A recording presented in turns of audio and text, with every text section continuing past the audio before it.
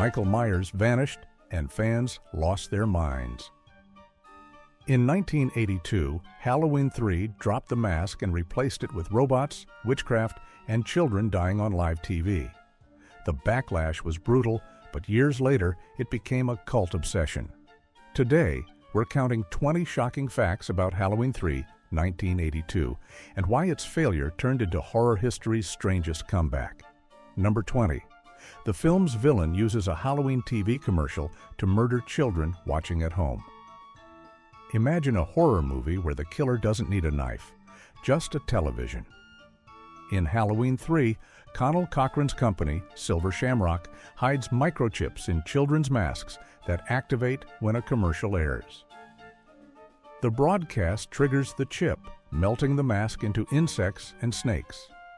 It's a mix of witchcraft, tech, and pure cruelty. In 1982, the idea terrified parents already panicking over violent TV shows and video games. Carpenter called it a modern fairy tale told through static. The scene of children collapsing in front of the screen became one of the decade's most disturbing images.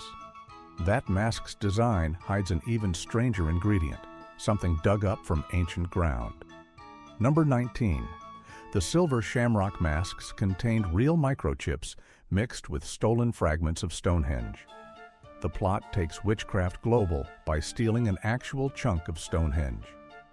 The villains grind the rock into dust and implant it in Halloween masks, each lined with microchips. The logic is insane but fascinating. Ancient sacrifice meets 1980s technology. Prop designer Don Post built 3 models, the skull, the pumpkin, and the witch, based on his real mask company's products. Their glowing eyes and bright latex became pop icons, sold in stores as replicas. Fans later joked that it was the first case of wireless horror. The combination of science and sorcery turned a simple slasher series into a twisted science fiction ritual. And that creative clash started long before filming. Number 18. The studio forced last-minute rewrites that ruined the original writer's darker story. Producer John Carpenter hired British writer Nigel Kneale to script Halloween 3 after loving his Quatermass stories. Kneale's draft leaned on pagan science fiction and social satire. Then studio heads stepped in. They demanded more gore, more violence, and faster pacing. Kneale hated the changes, saying the revisions turned intelligence into splatter. Carpenter tried to fix the damage, but had to keep the studio happy. The final film became a patchwork of ideas, half smart, half chaos. Fans later tracked down Kneale's surviving pages, describing a slower, moodier horror that might have changed the franchise forever. By the time cameras rolled, Kneale had walked away entirely. Number 17. Nigel Kneale, creator of Quatermass, quit and had his name removed from the credits. Kneale's departure was ugly. He demanded his name be stripped from posters and credits, furious that his thoughtful script became a comic book slaughter. Carpenter respected the decision and credited Tommy Lee Wallace, the production designer, as the new writer. Wallace reworked the plot into a faster, weirder American thriller. The split caused tension on set, but gave Wallace his first directing job. Kneale never worked with Hollywood again, saying the experience proved studios feed on hysteria. His lost script later leaked online, confirming how much had been rewritten. Audiences would soon discover the result, and many felt betrayed by the missing face they'd come to see. 16. Fans expected Michael Myers but got androids, witchcraft, and kids dying on live TV. The trailer used the Halloween name but hid the truth.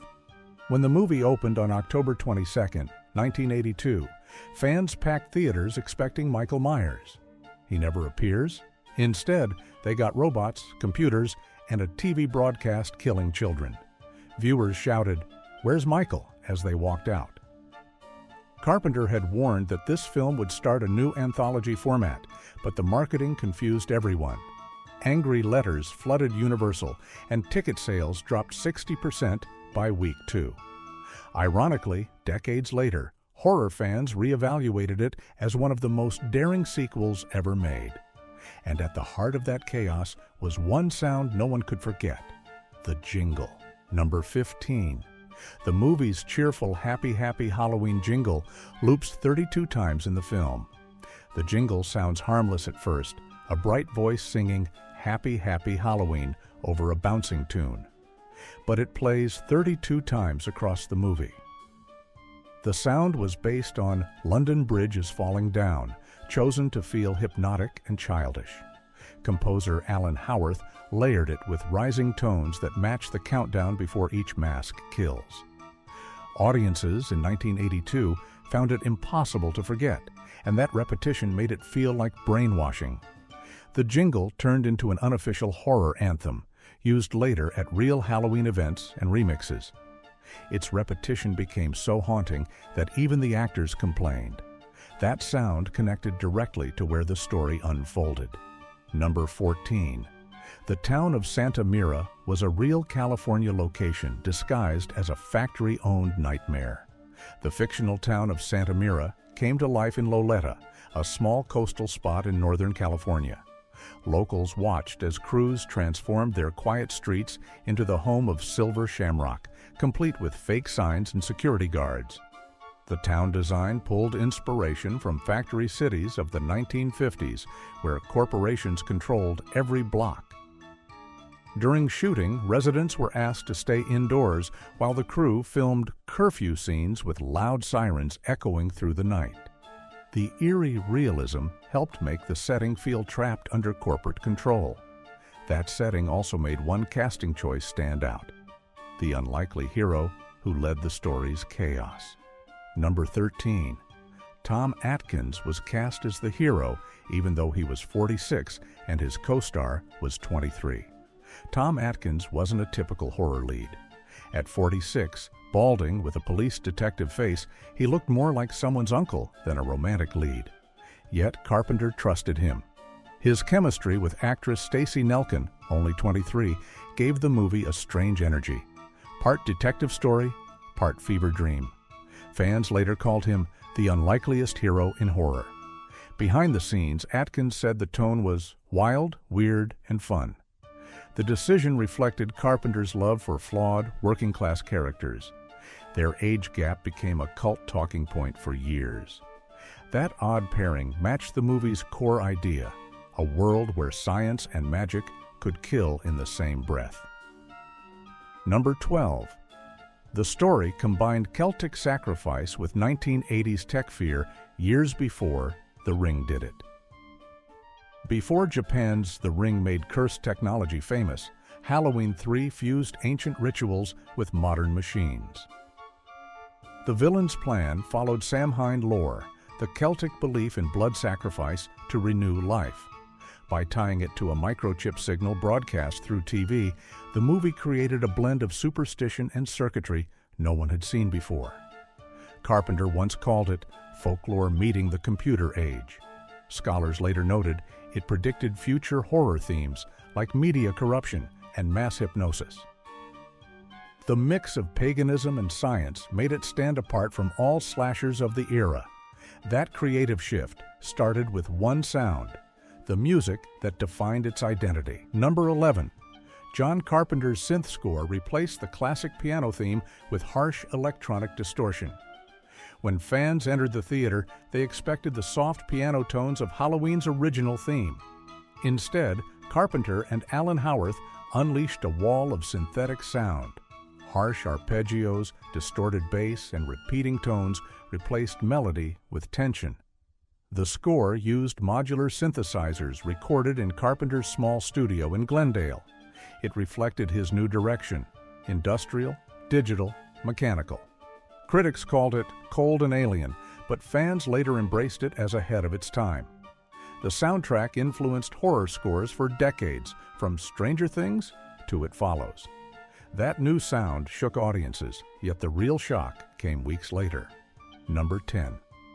The film opened in 1,297 theaters on October 22, 1982, and dropped fast after fan outrage.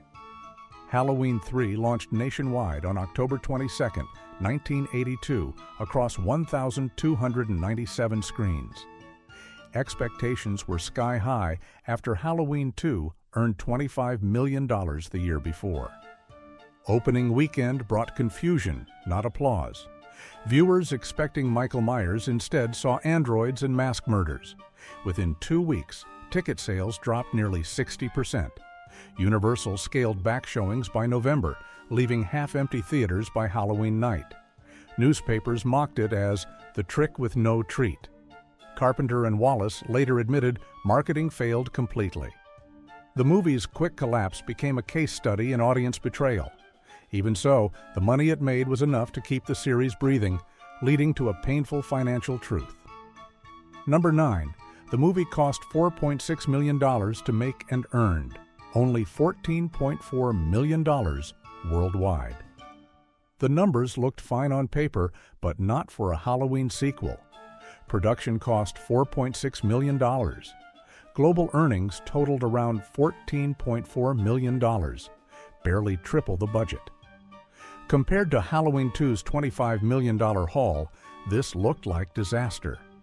Critics called it a sequel without a soul. Carpenter later said the loss wasn't just money, it was trust. Universal froze plans for more anthology-style entries. Fans blamed the absence of Michael Myers, and studio executives pulled back hard on experimental ideas. Decades later, Blu-ray sales and marathon screenings pushed its total gross far higher. Yet before revival came regret, starting with the director who walked away. Number 8. Joe Dante was supposed to direct, but left for Twilight Zone, the movie instead. Early in development, Carpenter offered Halloween 3 to Joe Dante, fresh off The Howling. Dante loved the idea, a Halloween movie with no killer, only corporate evil. But then Warner Brothers called. They wanted him for Twilight Zone, the movie in 1982, and he jumped ship. Carpenter turned to production designer Tommy Lee Wallace, who had helped on the first 2 films.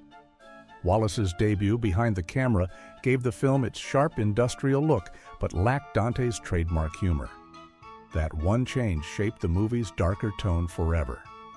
Critics soon attacked that tone directly, calling the film Halloween without Halloween. Number 7. Critics called it Halloween without Halloween, and audiences walked out mid-showing. By late October 1982, reviews were brutal.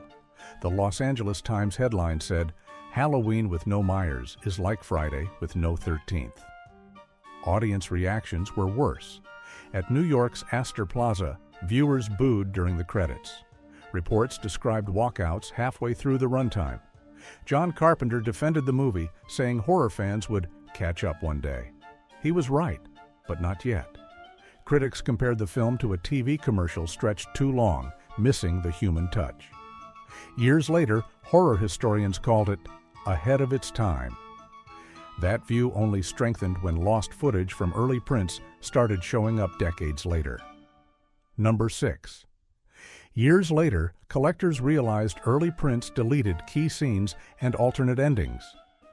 When collectors restored old 35mm reels in the late 1990s, they uncovered a surprise: different cuts of Halloween 3. Some European prints had longer death scenes. Others removed dialogue from the Silver Shamrock control room. Even the ending varied, showing either the hero screaming into the phone or the broadcast still running. Fans debated which was official. The U.S. version stayed canon, but these discoveries fueled its cult growth. Anchor Bay's 2003 DVD release finally confirmed the multiple endings existed in studio archives. That discovery made the film valuable again, and collectors started chasing props, especially the real Silver Shamrock masks from 1982. Number 5. The original masks sold in stores for $25 and became dangerous collector items decades later.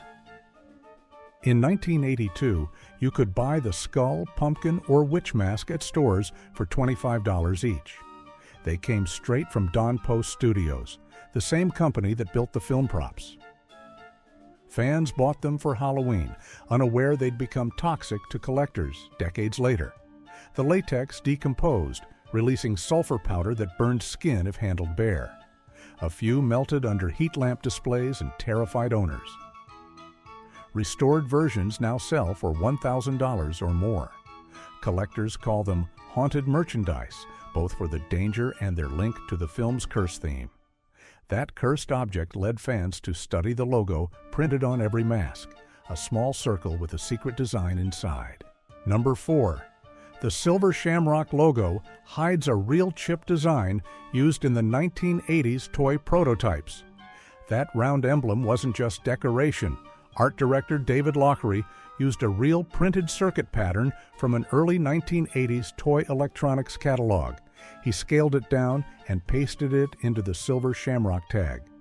Years later, engineers recognized traces identical to a Texas Instruments prototype from 1981. It gave the prop an eerie realism, proof that technology and horror were merging for real. Prop collectors now trace which film use tags contain authentic copper fragments. The fusion of real hardware and fictional witchcraft made the movie's tech feel believable. That attention to detail tied into another hidden reference, the town name itself lifted from a 1950s sci-fi classic. Number 3. The movie reused the same town name from Invasion of the Body Snatchers as a secret homage. Santa Mira wasn't random. Carpenter borrowed it from Invasion of the Body Snatchers, 1956, where another community falls under quiet control. Production notes confirm the reference was deliberate, linking alien paranoia of the 1950s to corporate mind control fears of the 1980s.